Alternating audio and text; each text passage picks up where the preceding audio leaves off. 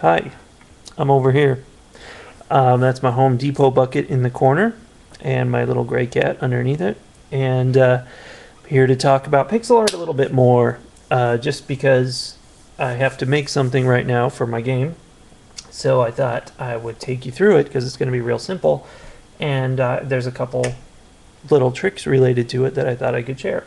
This is my worksheet for my current game, which is a scuba game. So you can see it's a bunch of underwater stuff. My background color is blue because, get it, makes sense. And this is kind of what I usually do, is take one big sheet and just keep working on it so that I can draw colors from different things. And you can see over here I've got a bunch of different sharks that are really basically the same thing with changes. Like there's the great white shark, which is my original picture. Then the tiger shark is just a recolored with the pattern added. The hammerhead, I just had to change the head around. So, you can work with what you have and make changes. Here's a thresher with a long tail. And now it's time to make a clock, but not a real clock. This is, in this game, you have to reload your weapons like Crimson Land or one of those shooter games. It just zoomed by itself. And so this is going to be a little timer that appears above your head and ticks down how long until your weapon's reloaded. So I don't know what color it's going to be. I'm not really concerned because I can just recolor it later. It's going to be bright though. And here is my secret to circles. Okay, here's the center of my circle because it's the center of that square. You go out same number of pixels in every direction. In this case, I'm doing 3 pixels. That's not big enough, so let me keep expanding. And so you can do it like this with the gaps so that you can keep track of how many pixels you're doing, which can be difficult to do otherwise. Let's go all the way out to 16 by 16. And then here's what I'm going to do. Set these like this. Now the question is, how am I going to make a circle? And that is a pixel art secret I have learned. I'm not sure how to demonstrate it from here, but look, I move over 2, then 1. Oh, that's not going to come out right. Okay, let's stop that. We're going to have to widen this part. Move over 2, 1, 2. And remember, that's how big I made that. That's really too small of an example to show you, so let me show you. Here's a corner, and say here's a corner. Well, we don't know yet because of this.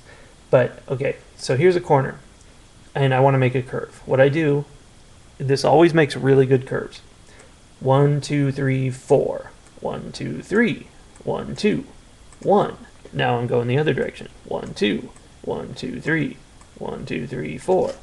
You get this nice curve look, which you've got to shade it to make it actually look nice, but by counting down in one direction and then counting back up in the other, that's how you get something very, very close to what an automatic circle tool will give you. Only an automatic circle tool, you can't really trust it because it's kind of a little off-center. It's not designed for doing pixel art, so that's why I do these things manually. It comes out looking a lot better. Oops, that doesn't look right to me at all. Let's expand these since we had to expand them. So 1, 2, 1, 1, 2. And that is how you make a circle. Ta-da! Now let's get a darker color, because what I want is for this thing to have a rim around the outside and then have an inside color. And this is now something of a circle. Now let's, for whatever, I'm just going to flood fill in whatever colors I really want when I'm done. Let's fill it in. And here we go. It's filled. Now, if I wasn't doing something that's kind of an icon type thing, I would be concerned about these corners here. Because when you get to different sizes of circles in pixel art, you run into issues like this. Like a very, very small circle, this size, is a freaking square, or it's a diamond. Oops. Or it's a diamond. Those are really your only choices. And so what you can do to fix that, it won't fix it very much, but what you can do to fix that is put dark stuff there. And that's somewhere in between the two. If you zoom out enough, you probably can't even see it anymore. That looks like a circle, sort of. And as you get to different sizes, you'll find certain sizes will always have these annoying hard edges that don't look right. This size has these going on.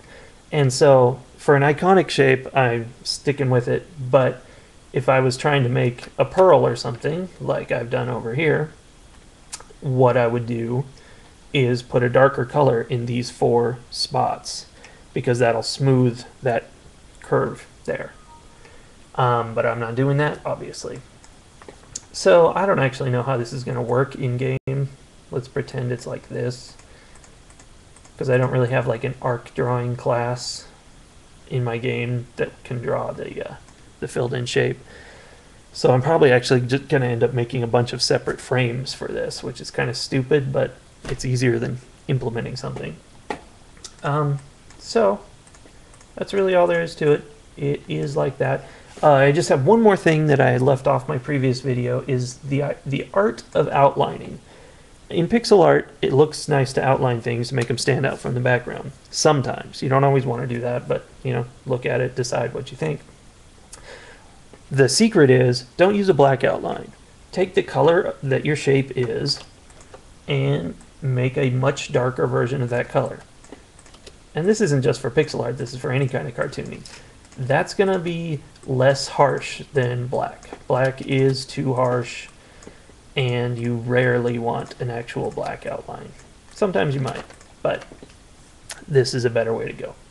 So there you have some kind of little timer thing that's going to be sitting above Jim's head. Well, Pedro's head in this case. See down here, this is Scuba Pedro. And that's regular Pedro just drowning. This is a really bad animation, but it's what I got for now. And this over here is either a ghost pirate or a pirate ghost. Nobody knows. So, see you next time on Mark's Art Class.